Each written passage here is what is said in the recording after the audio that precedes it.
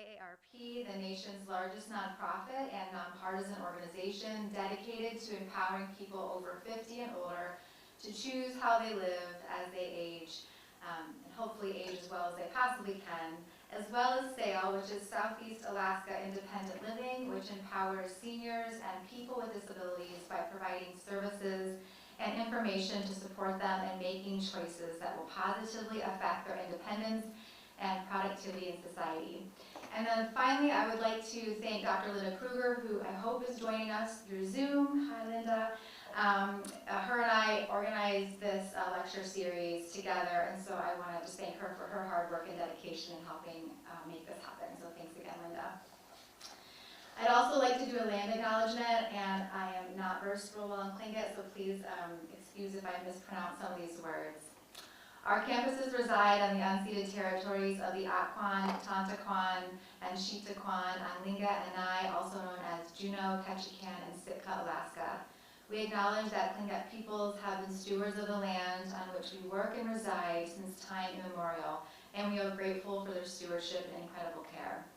We also recognize that our campuses are adjacent to the ancestral homes of the Haidas and Tsimshian, and we commit to serving their peoples with equity and care. We recognize the series of unjust actions that have attempted to remove them from their land, which includes forced relocations and the burning of villages. We honor the relationships that exist between the Tlingit, Haidas, and Tsimshian peoples and their sovereign relationships to their lands, their language, their ancestors, and future generations. We aspire to work towards healing and liberation, recognizing our paths are intertwined in the complex histories of colonization in Alaska. We acknowledge that we arrived here by listening to the people, elders, and the lessons from the past, and these stories carry us as we leave a healthier world for future generations. And I think I forgot to introduce myself. My name is Sarah Nico, and I'm an assistant professor here at UAS. I teach behavioral health. I'm really happy to have Dr. Britteny Howell here tonight, who flew in just this evening from Anchorage to join us. So she is an associate professor of population health sciences, director of the Healthy Aging Lab, and co-director of the National Resource Center for Alaska Native Elders at the University of Alaska Anchorage. She's a certified professional gerontologist, a certified dementia practitioner, and I love this, a certified registered yoga teacher, and also teaches her students chair yoga, which I just found out this evening. So please give me a warm welcome in welcoming Dr. Howell.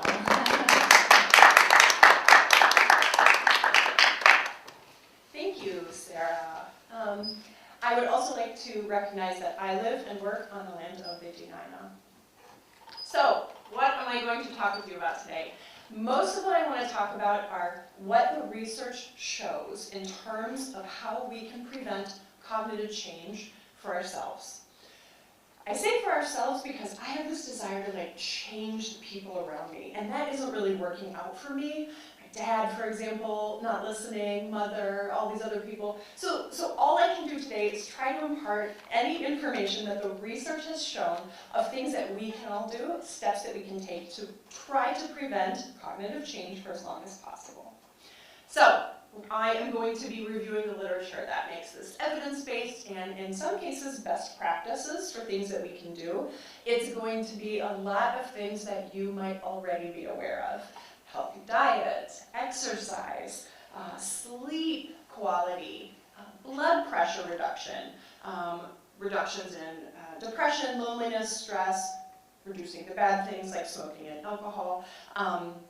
But some things that may be a little bit more surprising as well, like the link between hearing impairments and dementia, we'll talk a little bit more about, and I'm going to help provide you with some strategies to address a couple of these issues in our daily lives. And that may include some yoga, if you're into it. You don't have to be into it. I've done this presentation before, and there were people who were not into it, so that is okay. All right, so, first, I want to say memory loss is not entirely preventable, okay? There's a variety of factors here. I'm going to give you lifestyle behavior change. That's one of the bullet points. But aside from lifestyle behaviors, there's a ton of stuff that is affecting our aging outcomes. There's genetics, and we don't know how much. And we don't know exactly how that works. We can see some trends in generations and in families, but not always. So it's a bit unclear, the role of genetics in things like dementia and Alzheimer's disease, for example.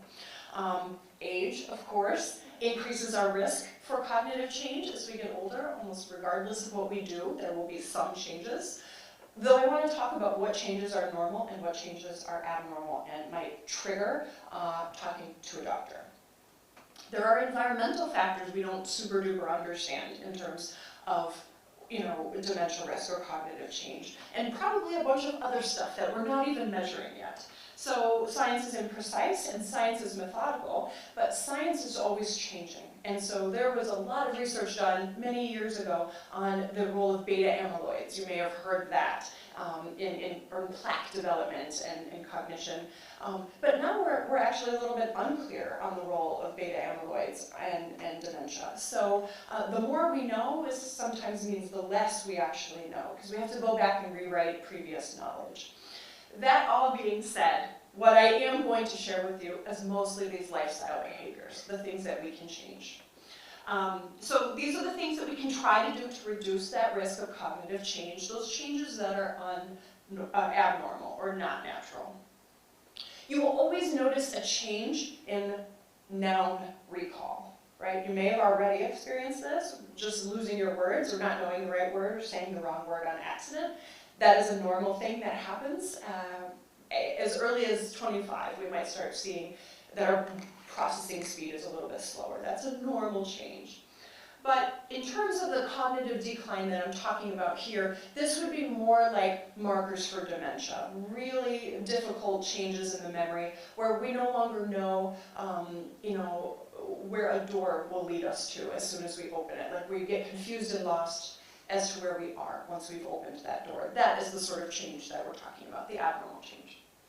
So we have some research on making sure that we prevent that for as long as possible. Research indicates that we can modify some of our behaviors, some of our lifestyle behaviors, and that it can have up to 1/3 of the risk reduced for ourselves. Okay, so it's not a lot. It's not all of it. It's not that if you do all these things, you're not going to get dementia.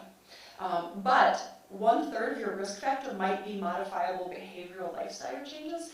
That's kind of a lot. It's kind of convincing that maybe there are some things we can think about. And so a lot of what you're going to hear today is probably not brand new information. These are healthy things that we've been hearing about from our doctors probably. And what we're finding is that things that are good for your heart are also good for your brain. So heart-healthy diets are things that we're going to be talking about today. For example, that healthy balanced diet, I'll give you a couple of options for what that looks like based on the research, and therefore maintaining a healthy weight. It is a bit unclear what a healthy weight truly means. You may or may not be familiar with BMI or body mass index not really being a great indicator for this sort of thing, but in general, moving more and exercising is going to be something I recommend here today. Regular sleeping or sleep hygiene, making sure that that sleep is quality, and dispelling the myth that as you get older, you need less sleep. I've heard people say that, just because they're getting less sleep. They think, well, I'm only sleeping 5 hours, therefore older adults need less sleep. That's not what research shows. We're still aiming for 7 to 9 hours of sleep a night, regardless of your age. And you can include napping, so we'll talk more about that, because I love a nap. Keeping your alcohol intake under control, blood pressure within recommended limits, quit smoking, not reducing, and not switching to vaping, which a lot of people thought was going to help solve things, and sure didn't. And then we'll talk a little bit about depression, loneliness, and stress. So let's start with dietary risks. The risk of cognitive change being related to diet is fairly high. So a diet that's high in saturated fats or other unhealthy things, salt, sugar, low in fiber, for example, can increase your risk of high blood pressure, high cholesterol, overweight, obesity, type 2 diabetes, and also cognitive decline. So we might have heard about those first few, but the fact that there is a direct link between an unhealthy diet and cognitive decline may be new information. There are, of course, things that you can do. You can follow the USDA My Plate guidelines. It used to be a pyramid for some of us of a certain age. It is no longer a pyramid. It looks like a plate. And there are two different diets they like to recommend. One is called the Mediterranean diet, which I will show you, and one is called the Mind diet. Let's start with a little quiz. Does anybody know what is on that My Plate? What are the dietary guidelines in this country? It's just up there. Real loud for me, what is it? Well, it was just up there. I wish I remembered. Dairy, Okay. grain is in one corner. Okay. Veggies, protein. I don't remember the first one. Yes. Oh, yeah. Fruit. But how much of these things are we supposed to eat? Half the plate is fruit and veggies. Half your plate, fruit and veggies. That's a good rule of thumb. It's a bit unclear. We have some general idea of what a healthy food is or how much of it we should have, but there are very specific guidelines, so I will review them with you here today. Okay, the My Plate guideline or checklist, which you can find online very easy. It's 4.5 cups of fruit and vegetable a day, and that's kind of a lot. It's definitely more than most Americans are eating. Generally, about 2 cups or 2 servings of fruits, 2.5 cups of vegetables. It was probably going to be half of your plate. Grains should be whole grain. There should be about 6 ounces. These can be sometimes hard to measure unless you're actually measuring them at home. Protein is 5.5 ounces. And they would like you to vary your protein routine. So mixing up the items that you're eating, making sure it's not the same things, making sure it's not saturated fats, right? Beef or things that have a lot of other unsavory ingredients in them. Remembering that protein sources can include peas and legumes and other things like eggs and poultry. And then 3 cups of dairy if that fits into your diet. So dairy is not necessarily a requirement, and there are lots of other options for fitting that in there. Also, the My Plate has a little bit of a disclaimer at the bottom for stuff they would like you to limit. Not a surprise, limit your sodium, limit the fats, and then there's some milligrams and grams here. But again, those are a little bit hard to really think about unless you're actually measuring your food. If you have packaged food, it's on the nutritional nutrition page, but for the most part, we should be eating foods that don't actually have a nutrition printing on it. So, knowing that that's a generally healthy diet helps us think about this in terms of what does the research actually show the linkage to cognitive change. So research studies have been done in a couple of different settings where they're testing very specific foods. So I don't mean to say that these are the only beneficial or only healthy foods, but these are the ones that have been tested specifically for their links to dementia. Research has shown antioxidant-rich items definitely decrease your risk of cognitive change over time. They are blueberries, they are leafy dark greens like spinach and kale specifically. Those are the ones that have been studied. Diets rich in turmeric or the compound in turmeric called curcumin, which is not a pill. You can buy it in a pill, but research has not shown that those supplements are effective at preventing dementia. And then, of course, we've probably heard this a bunch in Alaska. Those omega-3 fatty fishes are really good for preventing memory decline, like salmon. Research has also shown that low sodium options are great and that supplements do not really have the same benefits, which is unfortunate because those are easy and we can find them everywhere. And wouldn't that be great if we could solve problems with those supplements? Unfortunately, they can also interfere with other medications. And a lot of us don't actually disclose all of our supplements to our doctors, and so they prescribe things to us without necessarily knowing if there might be an interaction.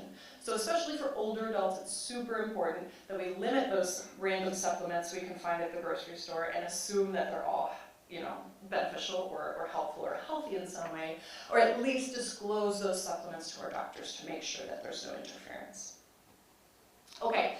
So unfortunately, these are the only things that are research-based. Research hasn't been studying every single food item on Earth. They've just been studying the ones where we had some scientific reason to believe that this would have an effect on memory change. So blueberries, leafy greens, Using turmeric as a spice in your actual food, and fatty fishes are good ideas. But you will also see research on the Mediterranean diet and the MIND diet. So research shows that they're both linked to actual changes in the brain, which help prevent cognitive change. There's thicker cortical brain regions when you're consuming a Mediterranean or a MIND diet. There are generally higher levels of beta amyloid protein and substantial slowing of cognitive decline.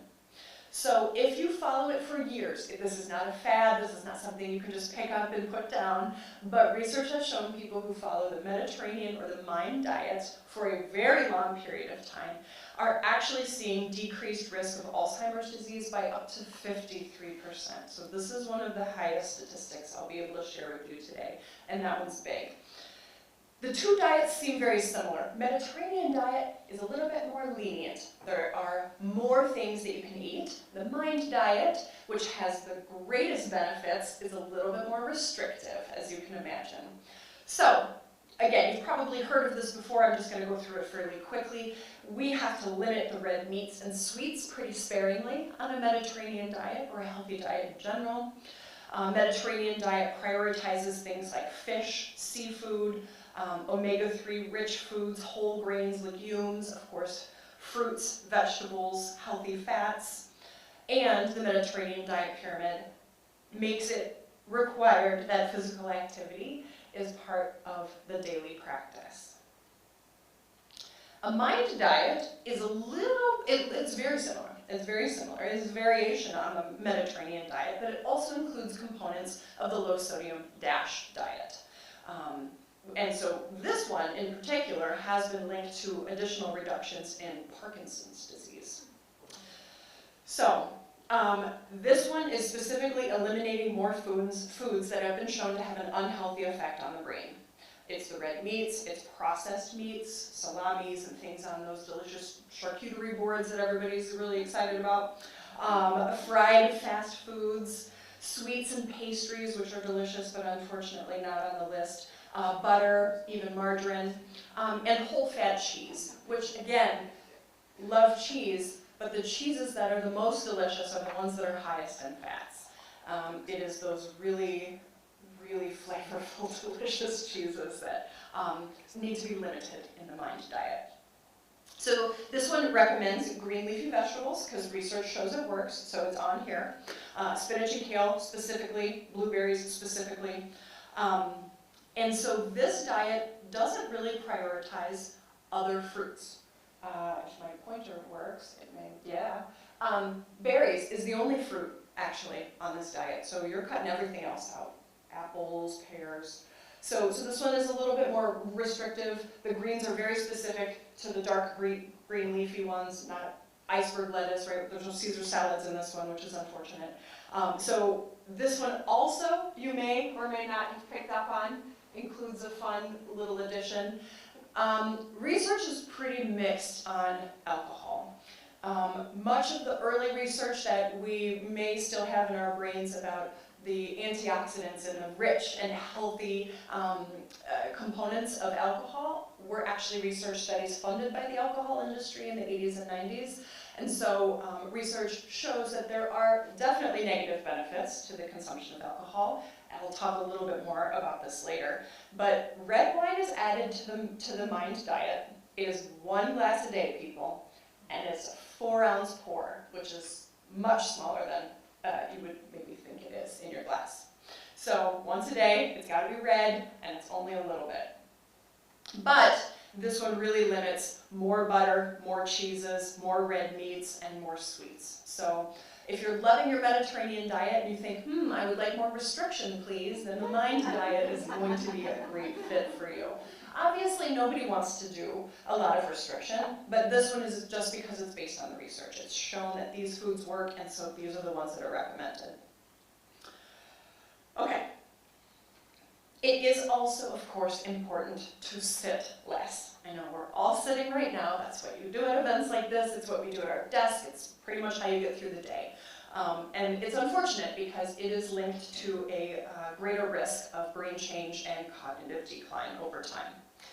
We can sit less, and we can try to follow the recommended guidelines for exercise, getting up and moving around as much as possible. Research has shown that older adults who do not exercise, like ever, are much more likely to have problems with memory and thinking. And the reason is because exercise acts directly on the body by stimulating a lot of physiological responses and changes. It changes your insulin resistance.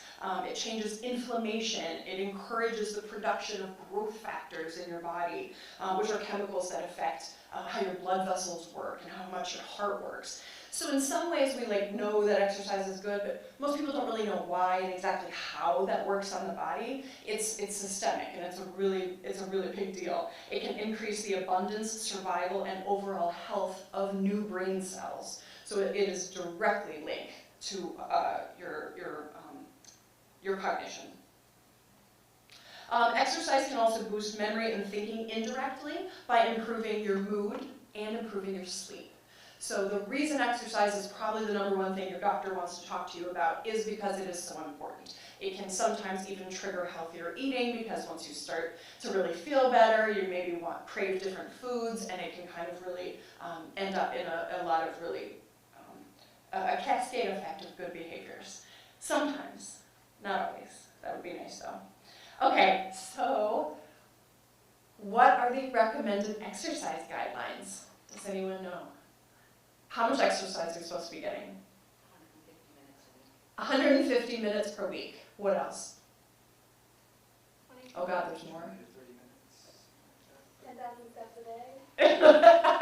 We've heard so many things in the media, from our doctors, from Fitbit watches that people are giving you for Christmas. We've got lots of information about how much exercise we should be getting, and it's a bit unclear which ones are correct. Yes, 150 minutes is a great target, and it should be moderate activity. Moderate activity is anything that gets your heart beating faster than its normal rate. So a slow saunter, maybe not, maybe a little bit of a brisker walk.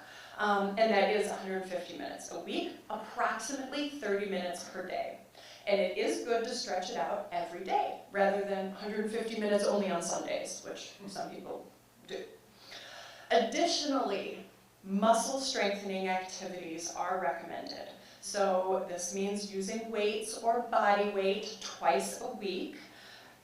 Additionally, if you're an older adult, the added recommendation is balance and fall prevention type activities. So we'll talk a little bit more about that. But in general, its effect on your brain, on your health, and on your dementia risk is significant. Up to 17% of your risk of developing dementia may be linked to sedentary behaviors.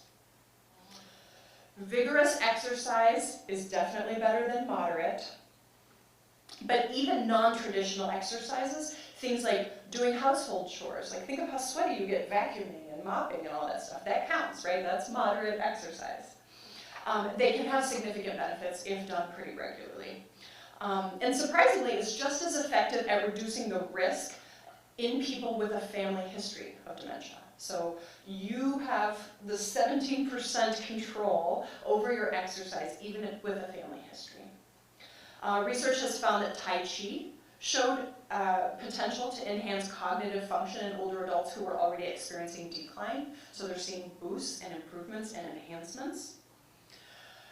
Especially in executive functioning. And so that's the area of the brain that manages your cognitive processes that are really complicated, like planning and organizing and mapping out your day, those sorts of cognitive tasks.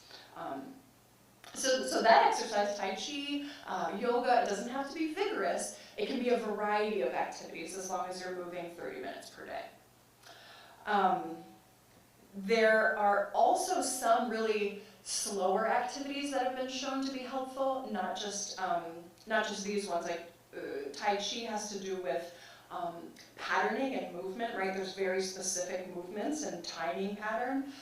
So we see some of the same benefits from people who rock climb, because you're solving problems, figuring out how to get to the top, right? So you're sort of using your brain in some of these exercises that boost it. But again, any regular exercise is important. It can be walking, it could be running, it could be swimming, dancing, participating in sports, and of course working out at the gym, which is the one that I do, and only when I feel like it. Sleep. Sleep is important. Sleep affects your cognitive risk because inadequate sleep in midlife raises your risk of dementia.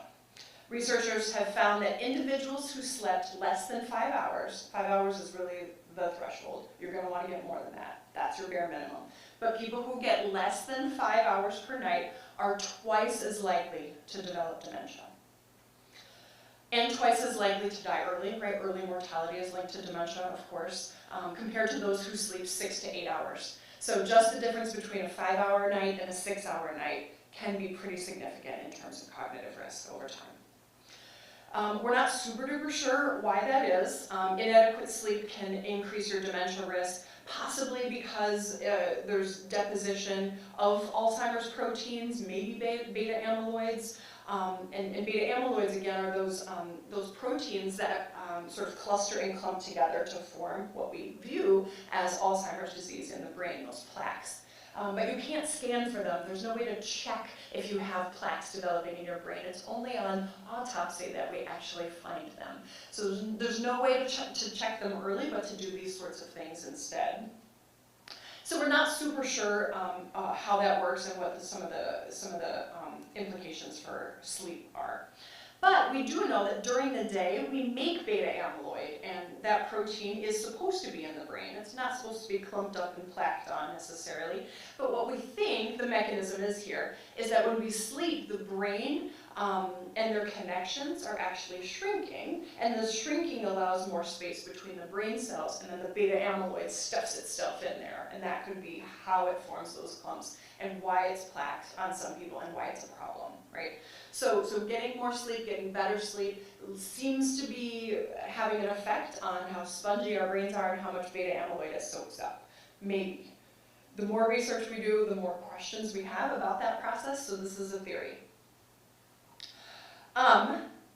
There are things you can do if sleep is not your friend and it is difficult.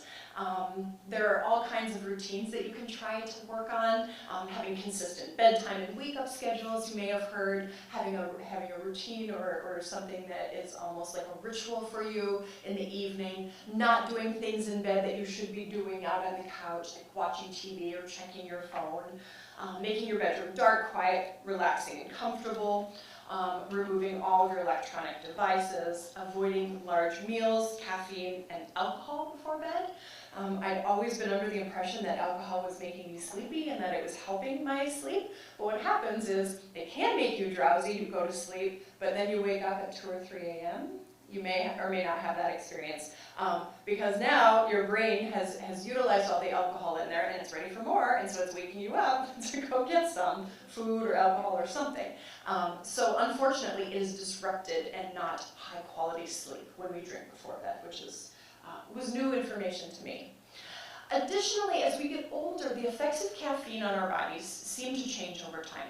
Maybe we used to be able to drink a lot of coffee or drink it all day long, and maybe that isn't something that we're able to sustain as we get older. Some people see that change, some people's doctors recommend that change. Not everybody likes to make that change. And it can mean that, noon or 2 o'clock is your new cutoff time. And so people have to be really in tune with their bodies and how it's working and be willing to make changes with them. And people generally are not very good at that. That is a task that sucks because it's doing stuff you don't want to do. It's cutting out things you like.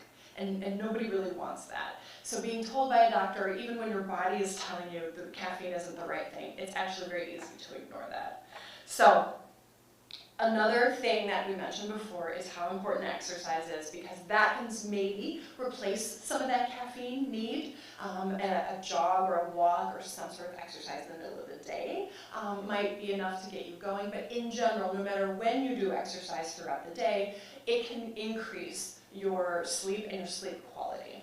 So there's some people who actually really like working out at night. I go after work, that's when it fits my schedule, and it makes me tired enough to go to sleep. Some people are really great at doing that in the morning, but being willing to find out when and really pay attention, maybe even logging and journaling how this makes you feel so you can figure out the best way to fit exercise into your into your day. In some ways, I feel like such a hypocrite up here talking about these things. By the way, I don't do all of these things that I'm about to tell you. Nobody can. This is what a perfect person would do, and there isn't one. So these are all things that we can just think about, like blood pressure control and smoking cessation.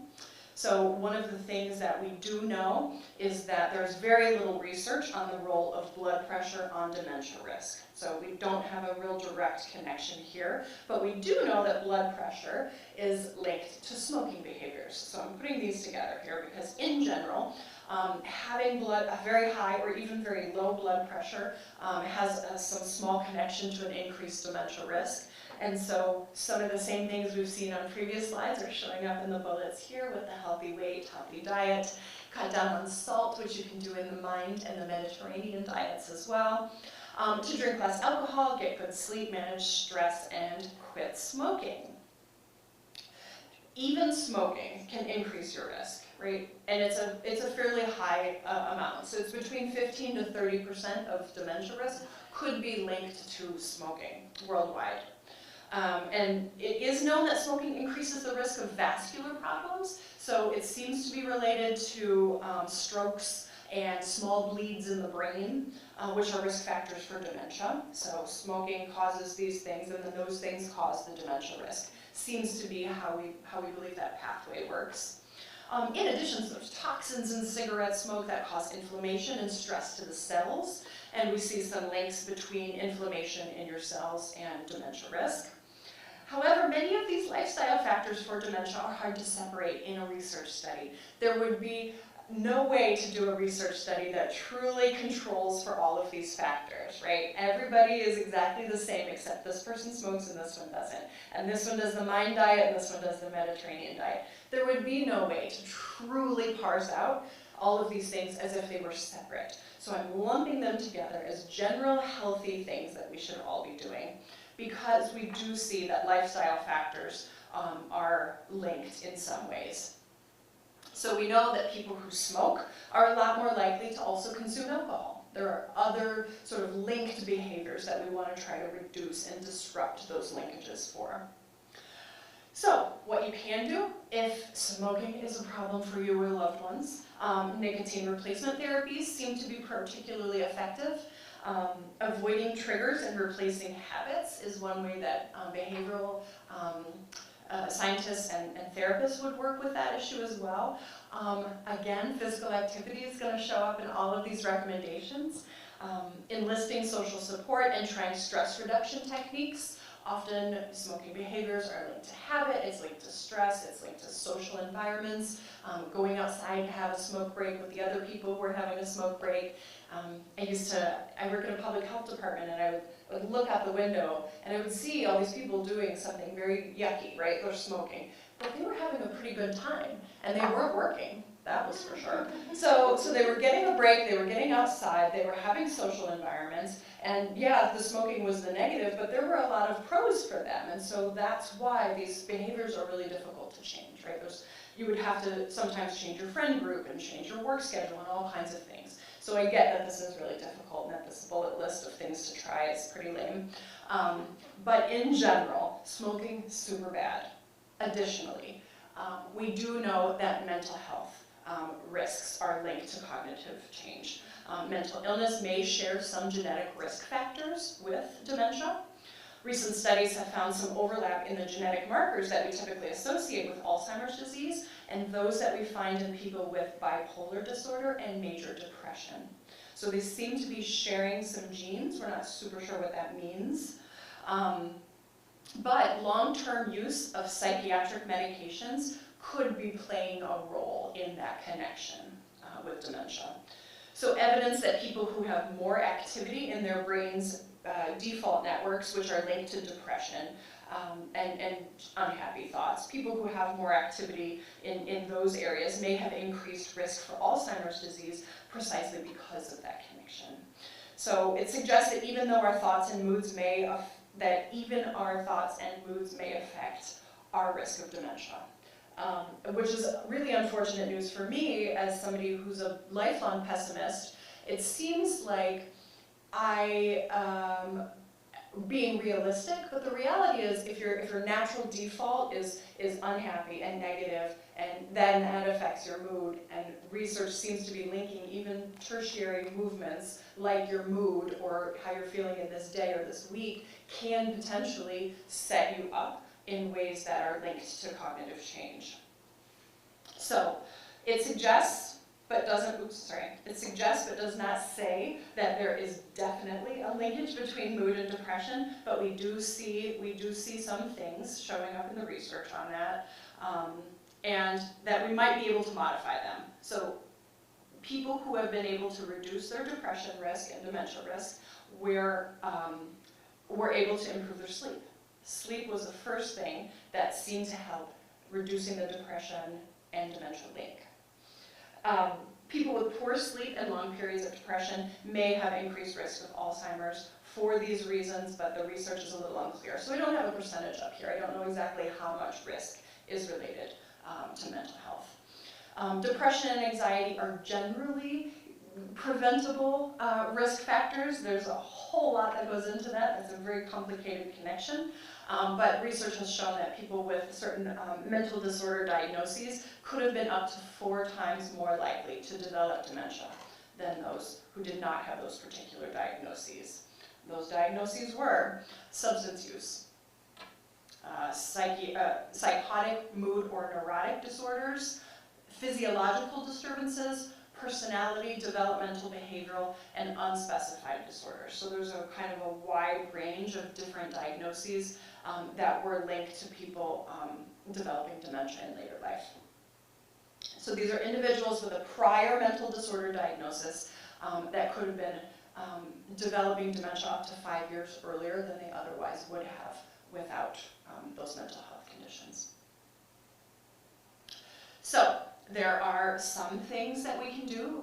Vulnerability among older adults may also be linked to finding it more difficult to lead healthy lives, either physically or socially. So people who have mental health issues and are getting older, it may just become really difficult to manage a lot of these things because they then exercise less, or they then change their diet and they're eating, unhealthy foods. So the pathways by which this works is, again, still a little bit unclear, but generally people with mental health conditions don't have a whole bunch of other healthy lifestyle behaviors that are working for them, right? They've made some other, I shouldn't say choices because they're not quite choices, but other things are happening that are sort of spiraling out of control, and those might be the triggers for the cognitive change and the dementia over time. People with certain psychiatric conditions do tend to have higher than average rates of smoking, for example. So maybe smoking is actually the pathway. Or fewer years of education. Sometimes if mental health is really disturbing, you may not exactly have achieved a high degree of education, which are also risk factors for developing dementia.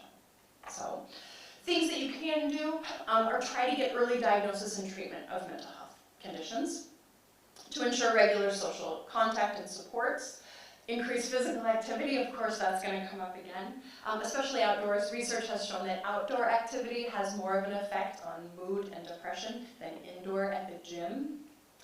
Lifelong learning is another recommendation for improving mental health, mindfulness and gratitude practices, and stress reduction. I talked a little bit about alcohol, but I want to talk about it again, because one thing we're seeing is almost a spike in older adults with heavy drinking patterns. I think in maybe previous generations it just wasn't acceptable to be a heavy drinker when you got older, or maybe there was grandparenting duties that put those things aside. But what we're finding is that people who might be heavy drinkers in midlife are maintaining those heavy drinking patterns as they get older at a much higher rate or proportion than we had seen in the past. And the reality is we need to reduce the amount of alcohol we take in as we get older. We generally need to decrease our calories too. Like as we get older, we don't get to keep eating like we were 20, right? We know that on some level, but it means that when you're 60, you can't eat like you were 40 also, and we do keep eating the way the way we do when we were 40. And the same with drinking. So drinking recommendations are generally 2 drinks a day for men and 1 for women, which is not because of our body size. I always like to say, I'm 6 foot tall, I get to drink like a man, right? The answer is no. Gender, unfortunately, my body is actually metabolizing alcohol differently than a man of the same height and weight of myself. So that's why the recommendations are different and unfair, maybe. But drinking too much alcohol can lead to fall risk as we get older, and that has a whole host of problems. It worsens all kinds of health conditions. Drinking increases your cholesterol. Drinking increases your blood pressure, diabetes, and therefore risk of stroke, and memory loss and mood disorders. So again, men should not really be having more than 2 drinks a day. Women should only have 1. As we get older, we sort of cut that in half. We say men once a day and women every other day. And when you start doing that is up to you. Sooner the better, really, because there are long-term implications for drinking on all of these other health issues. Again, I don't know the exact number or statistic for how strongly linked alcohol is to dementia specifically, but because it's linked to these other things, there is reason to believe it has some effect on dementia risk. Research also shows an incredibly strong link. This might be a top risk factor to hearing problems. I was born with a congenital sensorineural hearing loss. I've been wearing hearing aids most of my adult life, so this is a bit of a bummer, because there's nothing I can do about it. And as we get older, this is something that tends to happen. We lose some function in our hearing. But what we know is that if you have hearing loss, you do have greater chance of developing dementia, according to a 2020 Lancet Commission report that lists hearing loss as one of the top risk factors for dementia. Hearing loss can make the brain work harder. If you're talking to me and I don't really see your lips moving, or you're in the back of the room, I don't know what's happening. I'm really struggling really hard to figure that out. Some people joke about selective hearing, usually husbands. They're joking about selective hearing because it takes so much focus to hear what one person is saying that you have to block everyone else out. And if you're watching TV, you're focusing and you're blocking everyone else out. So of course hearing is selective, that's how it works. Don't let people make that joke to you. Hearing loss can make the brain work harder. It forces you to strain to hear, and you're trying to fill in the gaps. You're performing all these complicated cognitive tasks just to hear something that no one else really has to do. You're working quite a bit harder. And that comes at the expense of other thinking and memory systems. So hearing loss can cause the aging brain to shrink more quickly. Hearing loss seems to be leading people to also be less socially engaged. If you know you're not going to be able to hear people, or it's going to be awkward, or you hate asking them to repeat themselves, or like my partner, he yells at me because he has to repeat himself, that's not fun, right? So those are the sorts of things that can lead to less social engagement. You don't want to go out in public if it's going to be awkward. You don't want to go out to dinner if the place is going to be loud. And when there's less social engagement, there is less intellectual stimulation. These are all things that can further work to shrink the brain. If you can't hear very well, then you're not going out as much, and therefore your brain is less engaged and active than somebody who goes out, talks to people, does things, and is active, right? So it seems to be that's why hearing loss is such a risk factor. It affects all these other behaviors.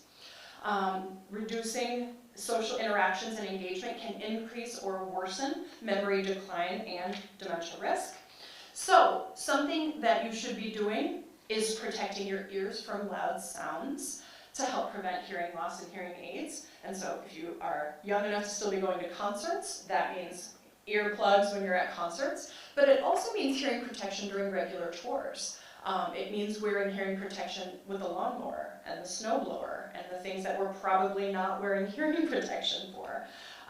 So really thinking about how to make a safer environment, and that also means turning down or using earbuds less. When you put the entire speaker in your ear, you are blocking out other sounds, and you're generally getting a really concentrated sound. We're generally listening to those at a higher level than we need to be, and these can all cause long-term change over time. Okay, so stress reduction is also incredibly helpful for reducing your dementia risk. There's many logical reasons why we can think of this being connected. Stress, for example, affects your immune system, which is known to play a really important role in the development of dementia. However, because there's so many risk factors or linked, like stress and mental health and sleep, it's a little bit difficult to untangle in research studies. But a couple of years ago, one study reported that women who had been through significant stressors in midlife had a 65% greater risk of developing dementia in their lives. And the theory is that stressful events will trigger a cascade of reactions involving the stress hormones in your brain, like glucocorticoids, and eventually leading to atrophy in the brain's hippocampus, which is the seat of reason and memory, and is also known to be most affected by Alzheimer's disease. So stress reduction can be really helpful here. Stress increases your cortisol, it affects your immune system, it's linked to depression, anxiety, sleep disturbances, and again, the study just included women, but it's a fairly high level of risk. Just like with treating mental health, we've got some real blanket statements that I know are much harder to do than it is to say. To seek counseling, get early diagnosis and treatment for any conditions, be active, eat healthy diet, be creative. So utilizing certain creative areas of the brain seems to be something that can reduce stress in some people.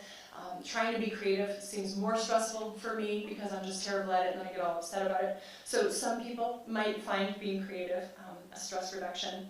Connecting with others, having social connections, of course, getting enough sleep, and trying yoga or meditation if you want. You don't have to.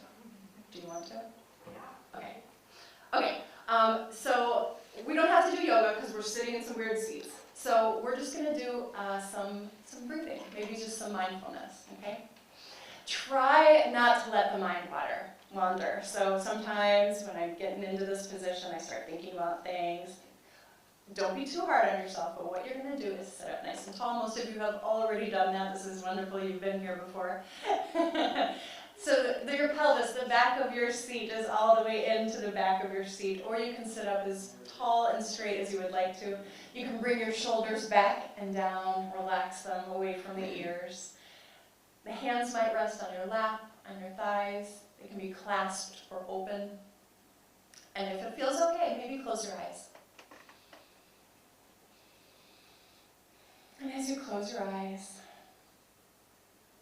just start paying attention to your breathing. If your hands are on your belly, maybe you can feel the breath behind your hands.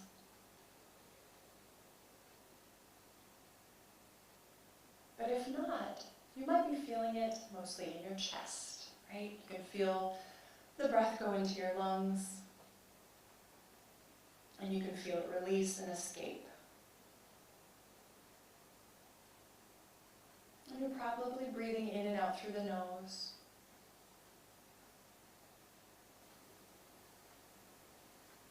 But as you do this, let's relax the face a little. So imagine that you were just wrinkling up your face, and now you want to actively relax those wrinkles. You want to let the eyebrows unfurrow. Imagine that you're pulling the wrinkles out of your forehead and around your eyes. And as you relax the jaw, you might notice that your top and bottom teeth separate slightly. Maybe the lower jaw is hanging just a little. Mouth is still closed, but we're not clenching the teeth together or pursing the mouth closed, just relaxing.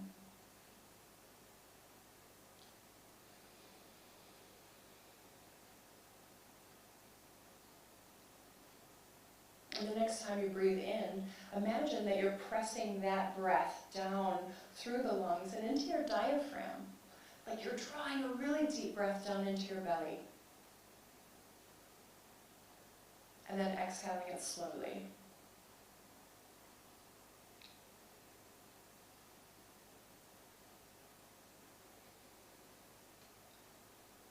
Maybe you're breathing in a little slower than usual, a little longer than usual.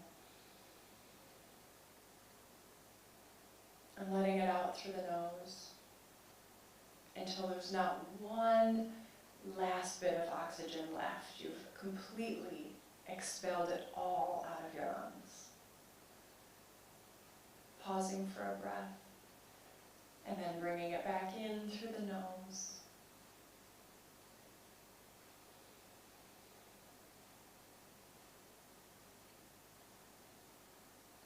Relaxing the fingers and wrists.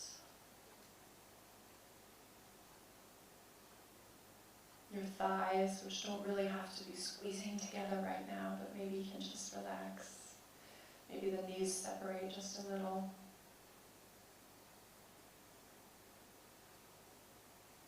Not gripping the toes into the floor, but really just relaxing from head to toe.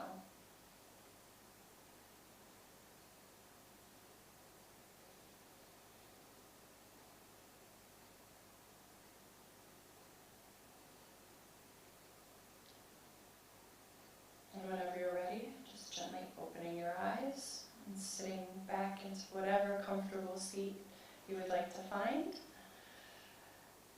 And thinking about ways that you can maybe take just a moment like this by yourself throughout the day. Maybe there's one moment, maybe there's a couple moments.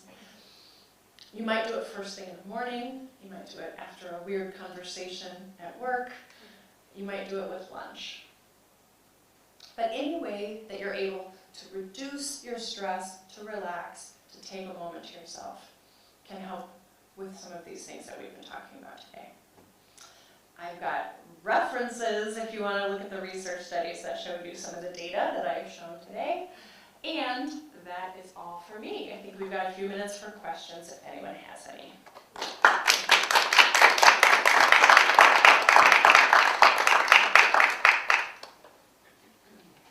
Any questions?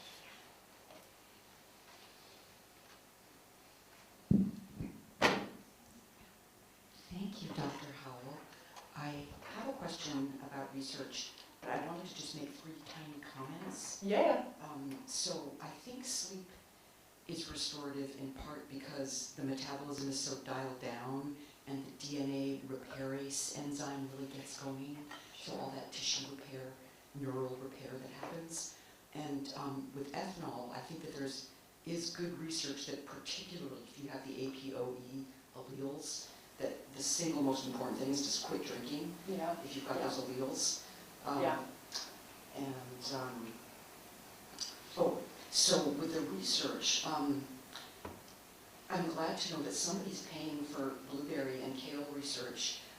Possibly the state of Alaska would kick in with salmon research. But how do you parse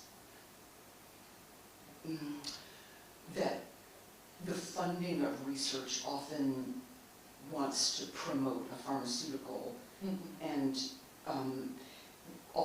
most of the drug trials for Alzheimer's have failed because they're hammering on the beta amyloid plaque, and that's the response, not really the cause of the disease. Yeah. Lifestyle is what's going to, as you beautifully laid out, that's what's going to reduce our risk.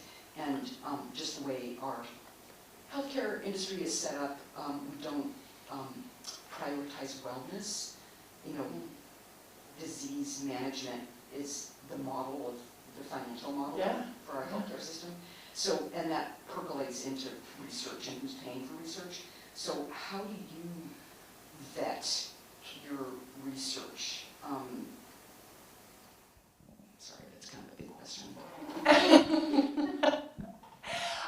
So these particular research articles, in making sure that they're not funded by pharmaceutical companies or the alcohol industry or something like that, these ones are mostly from the National Institute on Aging. And the National Institute on Aging funds both clinical trials for things like Alzheimer's, but they do put a lot of funding into preventative health and wellness as well. So what I do when I'm looking for sources that are important is I look to see the funding announcement in the journal article. So journal articles, if you're reading the scholarly journal articles, which are very boring and have words that I don't understand in them, but if you are reading those, they have to have a funding announcement to tell you who actually funded that research. Some other websites, it's a bit unclear who funded that research, and it is harder to vet that information. So I use PubMed as my search engine, and again, you're only going to get like National Institutes of Health funded research that way, and it's not always 100% unbiased. So it is important to see if there's any way that you can find funding information in those articles. There's also sometimes conflict of interest statements that are in those articles, or if I find information in conferences, they have to verbally tell you what their conflict of interest is. And that would be, oh, I also work for a pharmaceutical company, by the way. So those things are becoming more common to share, the conflict of interest and funding information. I think that there's probably also like much better ways to vet the legitimacy of certain research that I'm just not recalling right now that would be great tips for people who aren't in the scholarly literature and who aren't reading these weird articles that I'm reading. But generally, when I ask my students, for example, to find research articles, they come up with websites that aren't research articles, and I at least ask them to see if there's any funding information. They can tell where those data actually came from, and that's kind of the best I can do without knowing the authors personally. Yeah. But you're right, there's a lot. There's been a lot of information. People really want to treat and prevent and cure, well, I should say they want to treat and cure dementia more than they want to prevent it, because preventing is harder. And so that so much money is being spent in dementia, but it is almost all clinical trial money. And clinical trials are incredibly difficult to design. We have to parse through all these different factors and try to come up with, at best, correlation, rarely causation. So what I said in today's presentation is that these things seem to be linked, but what we can't tell you is eating blueberries will prevent dementia. It's only that there seems to be a linkage between certain behaviors and certain outcomes, but I can never tell you the cause and effect relationship because we can't design research studies that way. There's too many variables. Yeah, there's too many variables, and it would be unethical and impossible to really get through them. Yeah.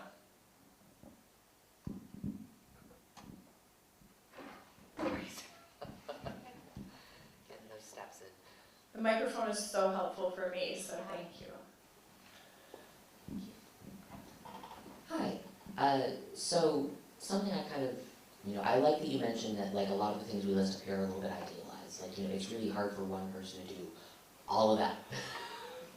I think that's something I really appreciate because I'm like, man, I eat too many snacks, I don't get enough sleep, and like I'm stressed, like I'm like, man, I'm doomed, So I really appreciate, like that's idealized. But something you kind of mentioned, I think in reference, you were talking about like forms of exercise. You mentioned Tai Chi, that it was effective for people who were already experiencing these more, concerning levels of decline. Yeah. And so, for a lot of people in this room, we're not really at that level. We can make a lot of these choices. We can try to make these changes. But for people who are, maybe caring for people who are experiencing a level of decline, what are the things that you would highlight maybe off this list that would be the most important to kind of get across? Yes, thank you for that question. It's going to be the things that are hardest to get them to do. The physical activities that seem to be most linked to people who already have cognitive change and we want to see improvements, it's Tai Chi, which is actually incredibly difficult. Has anyone in here ever tried Tai Chi? It is frustratingly difficult. So that's a hard one to stick with.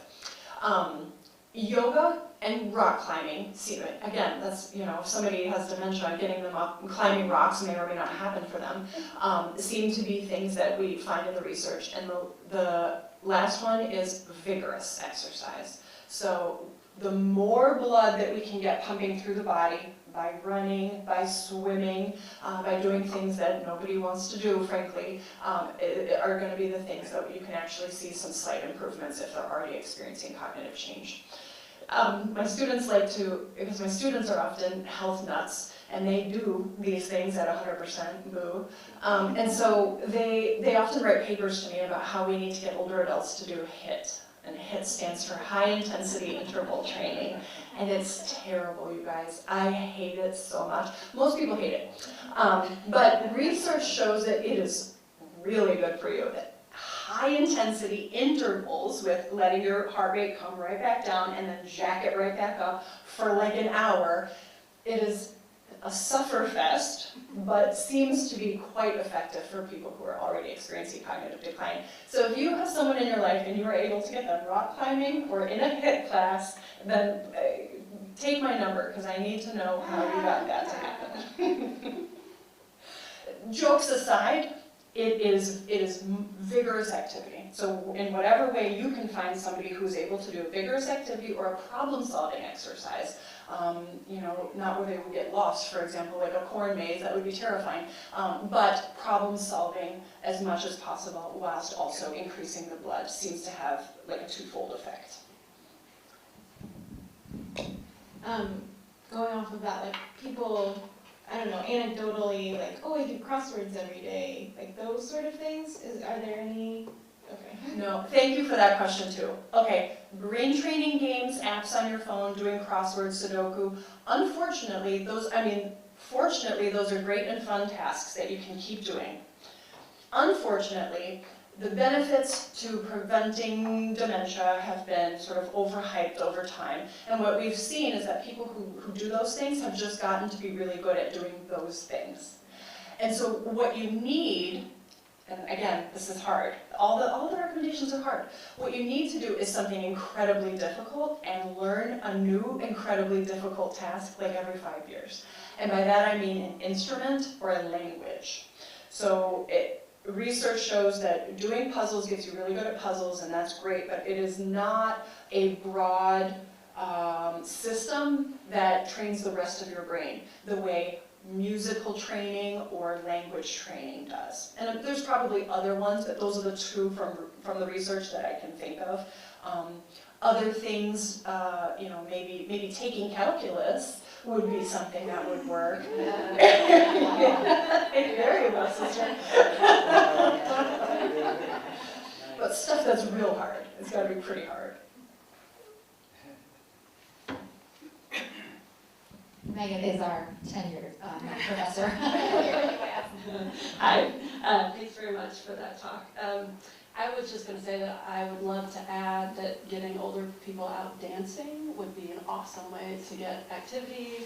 You're learning something new, you're being around other people, music and, you know, vibrations from music is awesome. I think it's great for everybody, but I could imagine that could be an activity somebody might want to do.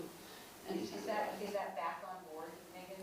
It's coming back on board, it's getting there, yeah. It used to be Sunday night at the downtown market club. Sunday nights at the Red Dog, there are swing lessons happening. It's this Sunday, and then starting again January 7th, and every Sunday until Focus.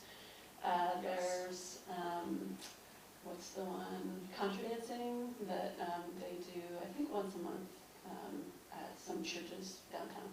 We do have a swing PE class next semester too. Yes, I'm helping with that one. And there's another dance class that, yeah, there's 2 dance classes being offered at UAS. Yes, thank you. Dancing is a great form of moderate to vigorous exercise. There's several things I left off on here because research hasn't been conducted on that particular event yet. So we don't know the risk or the how much dementia risk can be linked to dancing. Another one I had in a recent talk was massage. It's like, yes, massage is probably very great, but we have not found that link to dementia yet. So there's all kinds of practices that are probably good and probably healthy and definitely worth doing that I just haven't found the linkage to dementia yet. So, yes, thank you. I just went through some research with saunas and the linkage that how saunas doing 4 times a week, 20 minutes at a time, really help produce a great deal of brain health. It changes mood, systems, and so on. But all of that research, well, not all of it, but a lot of the research is in Finland. And so I just thought that I would add that too. Yeah, absolutely. So thank you so much for coming. Absolutely, thank you. I was wondering, thank you. I was wondering if you had any information on, or any studies you're aware of on the role of environmental toxins in dementia and Alzheimer's. I'm thinking things like glyphosate, things that are in our food from the chemical side of things, exposure, genetically modified foods, non-organic foods. Just if there's been any studies on that, what you're aware of, just the kind of exposures we have today are different, you know, in our clothes, in Yeah, our rain-resistant gear, you know, yeah. PFAS, just different things like that that's been coming out more and more. Hormone mimicker type things, BPA, just any of that. Yeah. Probably. I don't know any of it offhand. The research is difficult to do because you would have to test certain exposures and then dementia risk. So at most you could get a correlation. I think we know that PFAS is like bad for everything and everywhere. But I don't know offhand the answer to that question. There are definitely environmental risks, like there are genetic risks, but I can't say what they are. I assume things like pollution or neighborhood crime would have effects on stress, which have effect on inflammation in the body. We might be able to find those pathways, but not definitively to answer you right now. But I can look into it. Yeah. It's probably one of the reasons that saunas help. Yeah. Yeah. Detox, yeah, absolutely. Yeah.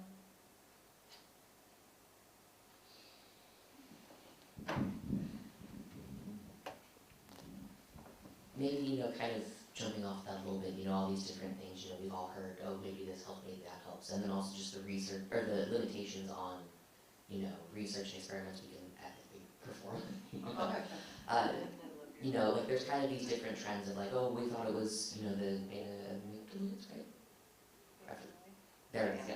But it's, you know, we thought it was that, and then maybe we're not sure, and then, you know, like we're looking at foods, we're looking at these things. You know, like where do you foresee, you know, the next kind of trend of research going? Like what are we focusing on next? My personal research focus? So I mostly do healthy aging research, which isn't necessarily trying to link to dementia, but trying to eliminate the pathways by which we see those outcomes. So reducing smoking, improving sleep, like all of those bullet points that are difficult behaviors to change. That tends to be what I focus my work on. And so we're finding different ways to find social supports so that people can make the dietary changes they want. And in my research, we found that women are much more likely to benefit from social supports. They're more likely to sign up for a class with other people in it because they want to be around other people than men, especially older men. They really don't sign up for stuff. And that's a problem because those men who don't tend to sign up for stuff may or may not have a ton of friends at home that are filling those social roles for them. What tends to happen with men as they get older is their main social support is their wife, who may find that stressful and burdensome to be the only social support for another individual. But lucky for her, she's got a bunch of girlfriends, so she can diffuse that situation.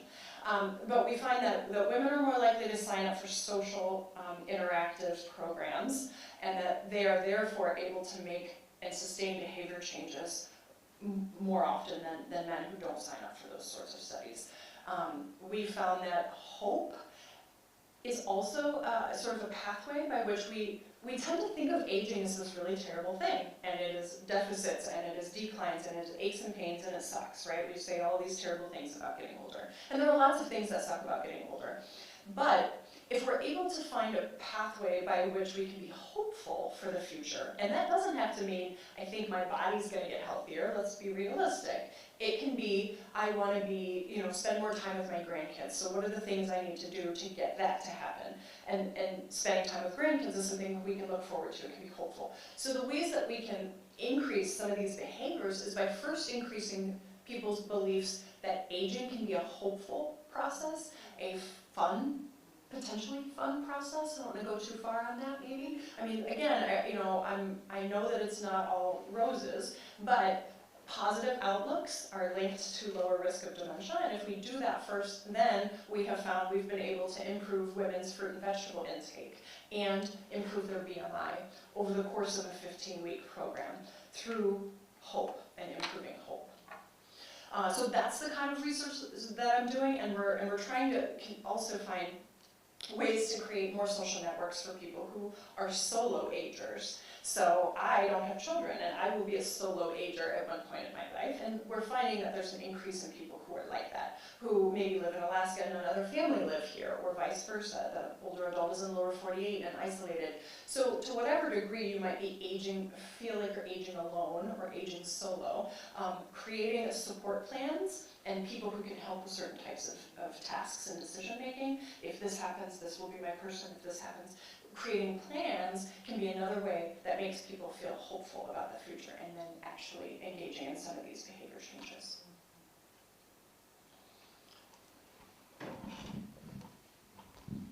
That was a really interesting question about research, and conventional double-blind, placebo-controlled silver bullet type of research works well for drug trials, but not so much for lifestyle, studying lifestyle changes. And are you finding that there's more academic tolerance for non-double-blind, placebo-controlled type trials? Tolerance is going too far. Do they tolerate me? I don't know that they do. Because we need a different research model if we're going to study these multifactorial, behavioral, that aren't tied to selling somebody something. Yeah. Yes and no. I think the National Institutes on Aging section of the NIH has been funding a lot more of these types of studies. They're cross-sectional, they're convenience samples. I'm just signing up people who want to sign up. I don't have a control sample. And I keep getting funded for this research. So in a way, yes, I think that is more tolerable. It is difficult to get through that last step, though, to publish it sometimes in academic journals, because they are expecting this to have a control group, or for me to be able to make a clear causational statement rather than a correlational statement. However, I just find journals that are open to that sort of thing and try to push through it. I think there is still an overwhelming prevalence for some sort of controlled group. And so what I've seen a lot of people doing, and I might have to do myself if I want to get bigger funding in the future, which I don't know if I do, but is the delayed start trial. So using your group of people who want to participate as your control group for the first 6 weeks, and they don't do anything different. They're not getting the education, they're not getting the hope, they're not in the group yet, but we're just measuring all of their stuff for 6 weeks. They are the control group. But then after 6 weeks, they then become the experimental group as well. So it's the same group of people, and they still get the treatment. Or likewise, having the two groups and switching them. Like, yes, you're the control group now, but I promise you'll get the treatment later, so don't worry about it. So I might have to start doing more of that. I've been seeing a lot of that, and I haven't been doing it yet, but it is a way to approximate a control trial. But how could you expect to see results in 6 weeks of the delayed start? I mean,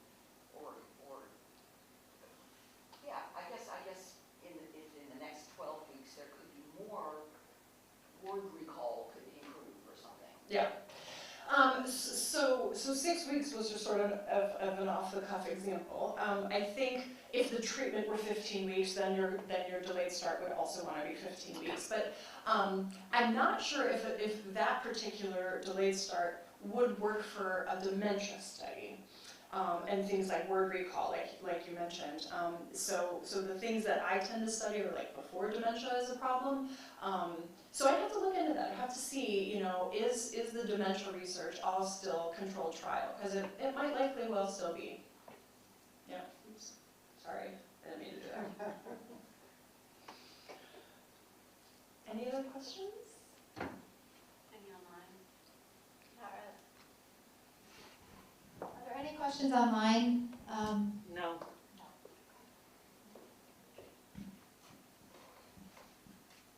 Okay, well, thank you everybody for joining us tonight. Thanks, Dr. Howell. Just a quick reminder that, just an announcement, that our final talk, our expert panel, will be postponed. We're going to do a round 2, and probably in the spring or next year, and so we're going to save the funds for that to kind of launch another lessons learned from our pilot study. So January 12th, we will not be having that expert panel. But thank you so much for being here tonight, and drive safely.